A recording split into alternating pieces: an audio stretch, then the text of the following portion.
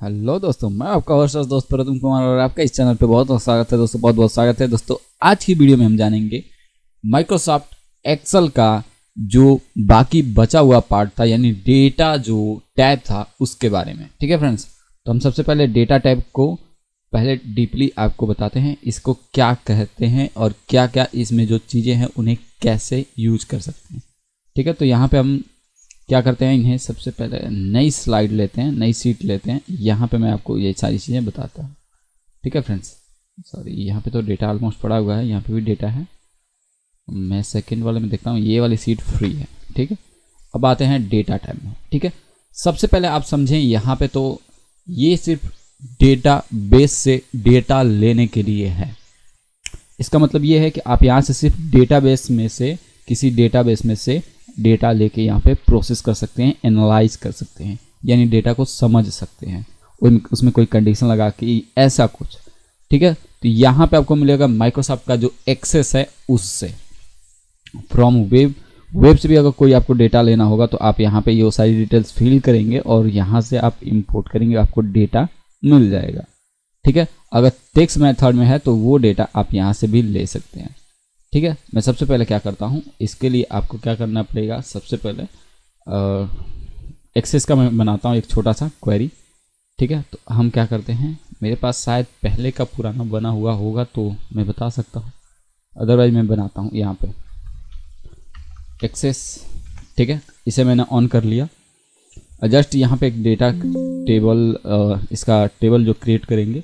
इन चीज़ों में आपको मैं बता रहा हूँ थोड़ी सी कॉम्प्लेक्स समझ में आएगी, पर थोड़ा सा प्रैक्टिस अगर आप करेंगे तो आपको काफ़ी अच्छे से डेटा समझ में आ जाएगा। ठीक है दोस्तों, सबसे पहले आप यहाँ पे देखें तो आपको पहले से बना बनाया आपको टेबल मिल रहा है।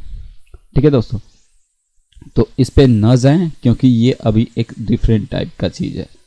ठीक है, यहाँ से आप व्यू मेन्यू में जाएं और डेटा आप देखेंगे, व्यू में जाएंगे तो यहाँ से टेबल आपको क्रिएट करने के लिए देगा। ठीक है, यहाँ पे आपको टेबल क्रिएट करने के लिए दे रहा है। ठीक है दोस्तों, और अभी हम तो दोस्तों सबसे पहले मैंने यहाँ पे फील्ड क्रिएट किया है।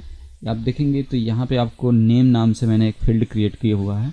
जस्ट यहाँ पे इसको टेक्स्ट सेलेक्ट करेंगे और जस्ट डिस्क्रिप्शन में देंगे। उसके बाद यहाँ पे दे देते हैं डेट ऑफ बर्थ।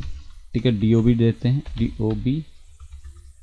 ठीक है, और यहाँ पे डेट सिलेक्ट करेंगे, डेट एंड टाइम। ठीक है, अब यहाँ पे मैं बस इतना ही सिलेक्ट कर देता हूँ। ठीक है, और जस्ट यहाँ पे आप डेटाबेस सीट अगर करते हैं तो ये सारी चीज़ों को आप सेव करेंगे। अब आप यहाँ पे देखेंगे तो यहाँ पे डेट और DOB ये सारी चीज़ें दे रखा है। तो मैं यहाँ पे नेम देता हूँ राकेश।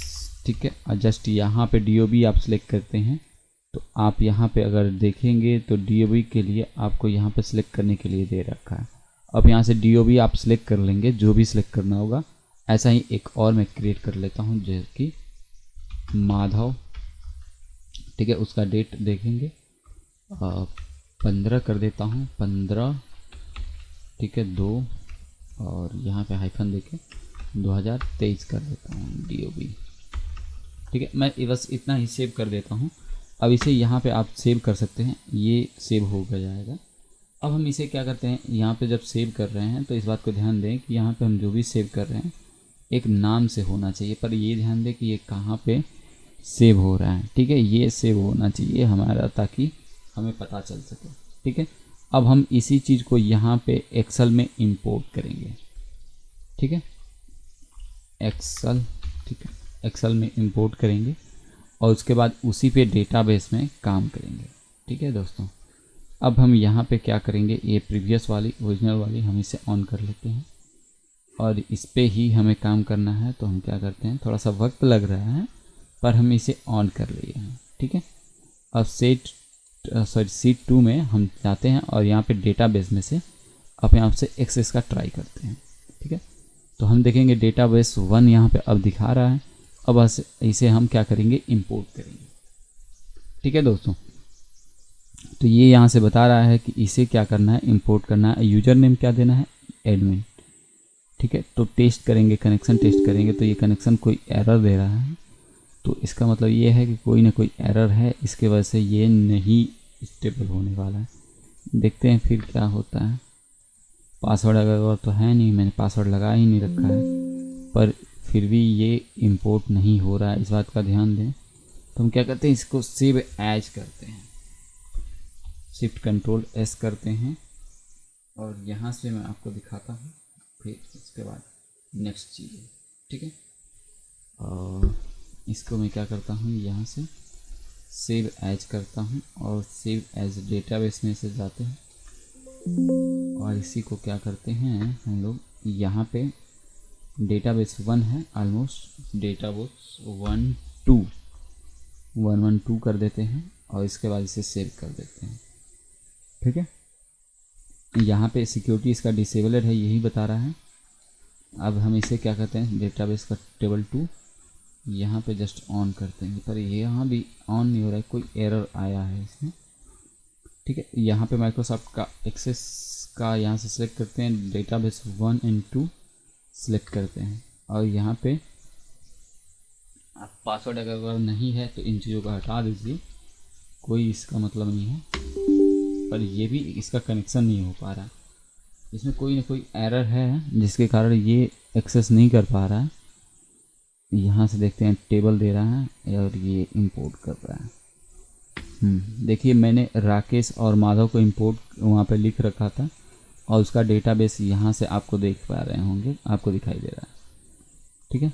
और जस्ट हम यहाँ से अगर क्या करते हैं, डेटाबेस जो 1 2 है इसे अगर सेलेक्ट करने के बाद, ठीक है, यहाँ से डेटाबेस, इसे अगर एडिट मेनू में जाते हैं, यहाँ से आपको दिखेगा डिज़ाइन व्यू करते हैं तो आपको यहाँ से सारा का सारा डिज़ाइन फिर से कर सकते हैं। अदरवाइज आप यहाँ से डेटा शीट करते हैं तो आप देखेंगे ये सारा का सारा मिलेगा। फिर मैं रोहित करता हूँ, ठीक है, रोहित, और इसका 14 और उसके बाद 02 कर लेते हैं, जस्ट 2023 कर लेते हैं ऐड, ठीक है। अब इसे हम क्या करते हैं, एक्सेल में चेक करते हैं। यहाँ पे इसे क्या करेंगे, हम रिफ्रेश करेंगे तो डिज़ाइन टेबल में जाएंगे। यहाँ से तो कोई ख़ास मतलब नहीं है, पर हमें मतलब होना चाहिए फिर से डेटाबेस में, ठीक है। तो यहाँ पे आप देखेंगे तो यहाँ पे क्या क्वेरी अगर है, ये सारी टाइप्स की चीज़ें हैं। तो यहाँ पे आप देखेंगे तो फिर से आपको कनेक्शन का जो भी चीज़ें हैं आपको दिखाएगा, ठीक है। यहाँ पे हम नया डेटा इंसर्ट करते हैं, वही पुराना वाला हटाते हैं और डेटा में जाएंगे, फिर से आपका एक्सेस में जाते हैं और यहाँ से डेटाबेस 112 को सिलेक्ट करते हैं और जस्ट यहाँ पे अलाउ करेंगे और टेक्स्ट कनेक्शन फिर से करते हैं। अदरवाइज इस एडमिन का यूज़र नेम सब हटाना पड़ेगा, क्योंकि ये जो है डेटाबेस हमने क्रिएट कर नहीं रखा है और डायरेक्ट इंपोर्ट करना है। तो टेबल में हम यहाँ से जाएंगे और उसके बाद यहाँ से इंपोर्ट करेंगे। अब देखिए ये सारा का सारा रोहित वाला भी डेटा यहाँ पे इंसर्ट हो चुका है, ठीक है। यहाँ से आप टेबल का फॉर्मेटिंग अगर चेंज कर सकते हैं, ये चीज़ें हुआ नहीं है, ठीक है। अब डेटाबेस के बाद आप यहाँ पे देखेंगे तो आपको फिर से वही सारी चीज़ें मिलेंगी। यहाँ से आप वही रिफ्रेश करके फिर से देख सकते हैं।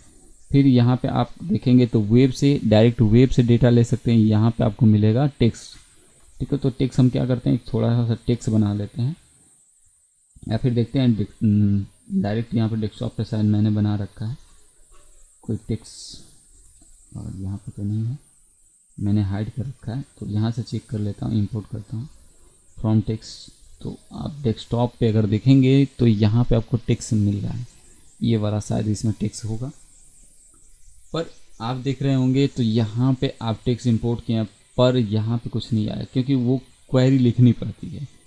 आप अगर लिखेंगे तभी ये सारा का सारा क्वेरी आएगी, ठीक है दोस्तों। तो यहाँ पे आप अलग अलग टाइप का है, अगर आपके कंप्यूटर में SQL सर्वर अगर इंस्टॉल होगा तो उससे भी डेटा आप ले सकते हैं, ठीक है। पर मेरे पास फ़िलहाल तो कोई है नहीं, इसलिए नहीं कर पाऊँगा मैं इस चीज़ को। इसके अलावा यहाँ पे देखेंगे तो डेटा एनालाइज सर्विस जो होते हैं आपको कई बार मिल जाएगा, गूगल का एनालाइज मिलता है, उसका आपको पैसा देना पड़ता है, ये सारी चीज़ें मिलेंगी। डाटा फॉर्म फीड मिलेगा, ये सारी चीज़ें मिलेंगी। आप माइक्रोसॉफ्ट का जो वन नोट का कैरी मिलता है उससे कर सकते हैं।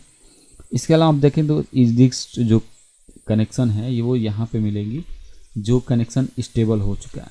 आप देख रहे होंगे कि डेटा 112 और ये सारी चीज़ें पहले से स्टेबल हो चुकी हैं, वो आपको कनेक्शन यहाँ पे बता रहा है, ठीक है दोस्तों। आप इसे ओपन करेंगे तो फिर से कहीं भी इस चार्ट को इंसर्ट कर सकते हैं। देखिए यहाँ पे ये वाला इंसर्ट हो चुका है। ठीक है फ्रेंड्स, इसके अलावा ये आप यहाँ का सारा डेटा यहाँ पे आप पा रहे हैं। ध्यान दें दोस्तों, अगर जो तो ये सारा डेटा मैं एक्सेस में फीड कर रहा हूँ और वही डेटा आपको यहाँ पे रिट्राइव करके ये दिखा रहा है।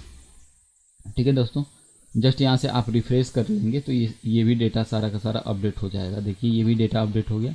मैं अगर उस टाइम पे इंपोर्ट के बजाय अगर ये रिफ्रेश कर दिया होता तो वो सारा का सारा डेटा आ जाएगा। ठीक है, कनेक्शन यहाँ से देख लेंगे, कनेक्शन किस पे हुआ है, ये सारी चीज़ें कर सकते हैं, ऐड भी कर सकते हैं कनेक्शन, वो सारा का सारा डेटा खुद से रिट्राई करेगा।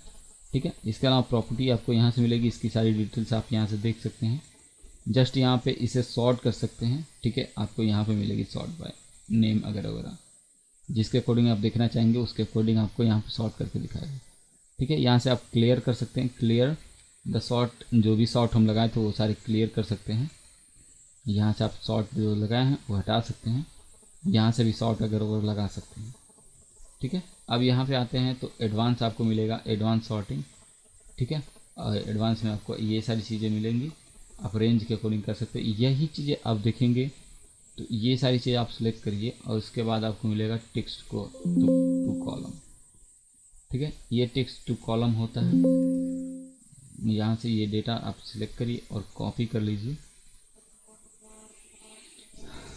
कॉपी कर लीजिए और यहाँ पे आइए डेटा में और टेक्स्ट टू कॉलम करिए।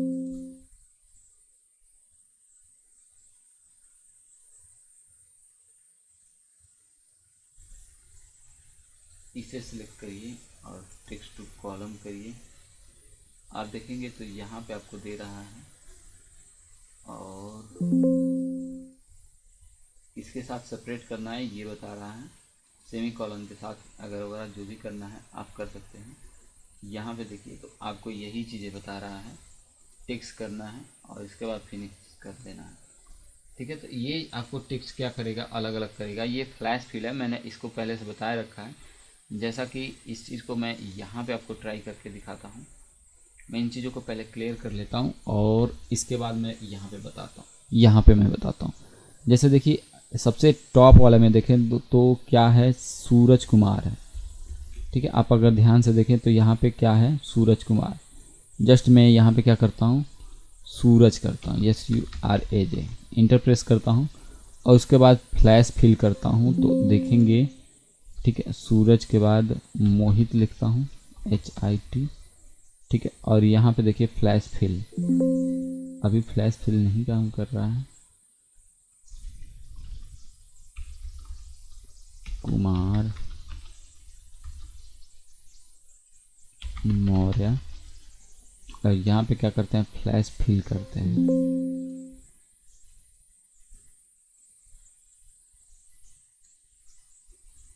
यहाँ पे फ्लैश फिल होता है, मुझे देखना पड़ेगा लग रहा है इसे। तो ऐसे ही डेटा क्या होता है, हम इस डेटा को क्या कर सकते हैं, फ्लैश फिल के जरिए यहाँ पे फिलअप करा सकते हैं। जैसा हम जिस ऑर्डर में लिख रखे हैं वैसे ही, यानी कुमार लिख रखे हैं तो ये सारी चीज़ें उसी के अकॉर्डिंग खुद ब खुद फिलअप कर देगा। ठीक है फ्रेंड्स, आप यहाँ पे देखेंगे तो ये सारा डेटा जो है फिक्स विड्थ,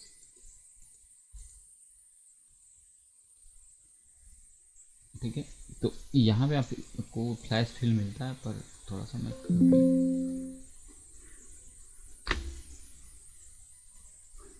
तो दोस्तों देखिए यहाँ पे क्या है कि हम फ्लैश फिल का जो भी डेटा था वो पुराना ज़्यादा था, इसलिए हमें शो नहीं कर रहा था। पर अभी हम ट्राई करके अभी आपको बता रहे हैं कि यहाँ पे क्या हो रहा है, जो ज़्यादा पुराना डेटा था इसलिए नहीं दिखा रहा था। सूरज हम लिखते हैं RAJ, इंटर प्रेस करते हैं। अब डेटा टैब में जाएंगे और आपको मिलेगा फ्लैश फिल। अब आप क्लिक करेंगे तो आप देखिए सारा का सारे डेटा उसी के अकॉर्डिंग फिलअप हो चुका है। ना तो सेकंड नेम अगर वगैरह किसी में इंसर्ट किया हुआ है, खाली फर्स्ट नेम आपको देखेंगे तो यहाँ पे इंसर्ट करके दे रखा है। आप लोगों को अगर नहीं दिख रहा है तो मैं थोड़ा सा क्या करता हूँ, फंट नहीं दिख पाएगा शायद, इसलिए फंट थोड़ा सा इंक्रीज कर दे रहा हूँ। आप देखेंगे तो यहाँ पे ये चीज़ें आप सक्सेसफुली कर पा रहे हैं। ठीक है दोस्तों, यहाँ पे मिलेगा कंसोलिडेट। ठीक है, दो टेक्स्ट को जोड़ना एक साथ क्या होता है, कंसोलिडेट होता है, सम होता है। ठीक है, आप यहाँ से रेफरेंस दे सकते हैं और ऑल रेफरेंसेस यहाँ से देख के सम कर सकते हैं।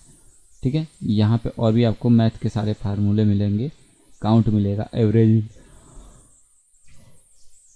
ठीक है। तो सम फंक्शन मैंने आप लोगों को बताया ही था, दो चीज़ों को जोड़ने के लिए कॉन्कैटिनेट कहा जाता है, ठीक है। जस्ट इसके बाद आप आएंगे तो यहाँ पे कौन सा रिलेशन है आपको बताएगा, रिलेशन,